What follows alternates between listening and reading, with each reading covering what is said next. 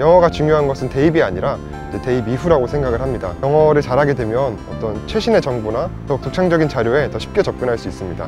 또한 이제 번역본이 마땅히 존재하지 않는 경우에는 교과서를 원서로 쓰기도 합니다.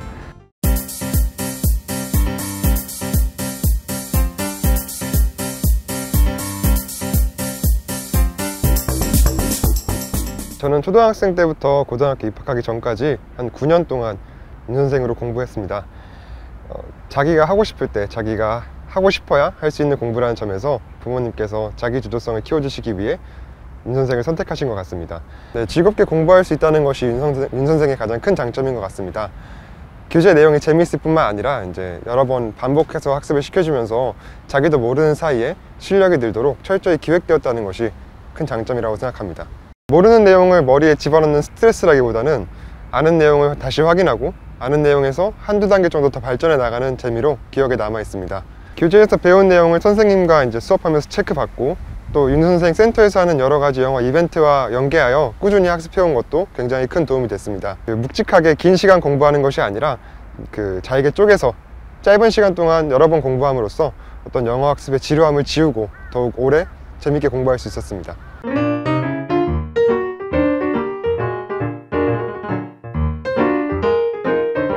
네, 저는 문법에 대한 내용이 좀 어려웠는데요. 학교 시험에서 문법 문제가 좀 어려워서 고민을 많이 했던 것 같습니다. 여러 문장 구조를 다 알고 있고 또 빈칸에 뭐가 들어가야 되는지까지는 다 알았지만 그게 왜 거기 들어가야 되는지를 설명하는 것이 좀 어려웠습니다.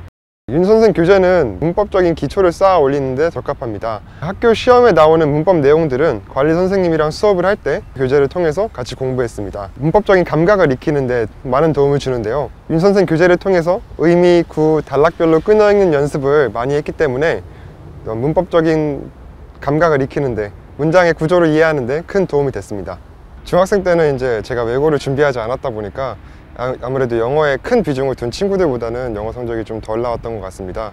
그런데 이제 고등학교에 입학하면서부터는 아무래도 수능 공부가 이제 윤 선생이랑 좀 맞는 부분이 있었기 때문에 조금 더 수월하게 영어를 준비할 수 있었습니다.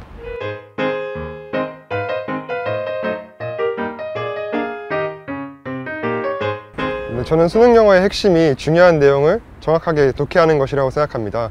대부분의 문제가 이제 중심 내용만 파악하면 쉽게 풀립니다. 그래서 수능 영어의 형식에 익숙해지면 이제 독해 속도가 빠르지 않더라도 어느 정도 고득점을 올릴 수 있습니다. 저는 학교에서 이제 자습을 했기 때문에 학교에서 찾을 수 있는 것들, 학교 수업이나 EBS 교재나 EBS 강의를 통해서 수능을 준비했습니다.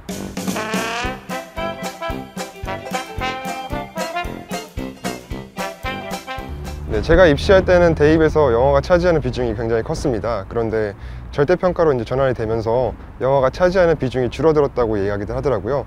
근데 저는 이제 영어가 중요한 것은 대입이 아니라 대입 이후라고 생각을 합니다. 영어는 학문적 수양의 어떤 기초라고 해도 모자라지 않을 정도로 굉장히 중요합니다.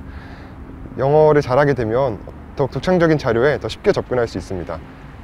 또한 이제 번역본이 마땅히 존재하지 않는 경우에는 교과서를 원서로 쓰기도 합니다. 네, 그래서 제가 영어를 한국말처럼 읽을 수 있으면 얼마나 좋을까 생각했던 게 한두 번이 아닙니다. 고등학생 때 영어를 너무 입시 과목의 하나로 생각하지 말고 자기 발전을 위한 어떤 토대를 쌓아 나간다고 생각하면 더욱 좋을 것 같습니다.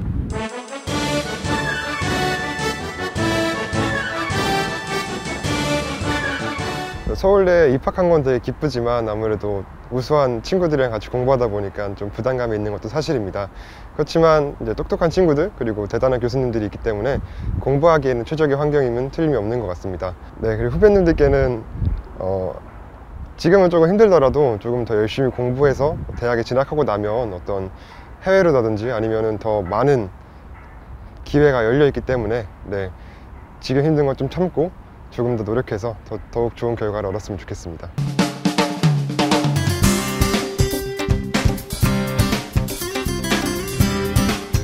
네, 건축은 확장성이 대단히 큰 분야입니다. 작은 건물부터 시작해서 큰 도시에 이르기까지 많은 것에 대해서 배웁니다. 또한 건축은 어떤 답이 정해져 있지 않습니다. 그 필지, 땅을 어떻게 해석하느냐 그리고 어떤 생각을 가지고 설계하느냐에 따라서 대단히 많은 경우의 수가 나오곤 합니다. 입시를 하면서 저는 답을 정해놓고 푸는 문제를 너무 많이 풀었기 때문에 더 이상 답이 있는 문제를 풀고 싶다는 생각을 하지 않았습니다. 더 창의적인 작업들을 하면서 어떤 사회를 보는 안목도 기르고 싶어서 그런 학과가 건축학과라고 생각했기 때문에 지원하게 되었습니다. 지금은 어떤 큰 꿈 같은 것도 접어두고 제가 지금 흥미 있는 것들, 예를 들면 어떤 사회 문제라던가 아니면 도시 문제에 대해서 공부하고 있습니다.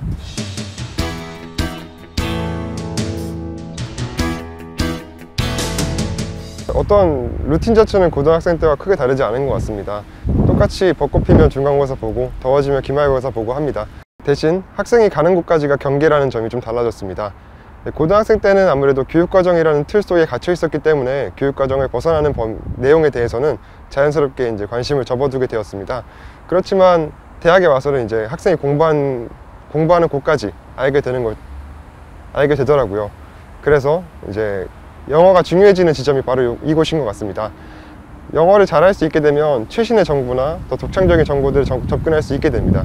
관심 있는 분야의 번역본이 있다는 보장이 없기 때문에 이제 영어로 된 논문이나 영어로 된 웹사이트를 찾게 되는 경우가 많습니다. 그래서 영어가 꼭 학문적 수양 위에 필요하다고 생각합니다. 더 많은 것을 배우기 위해서 영어는 필수적입니다.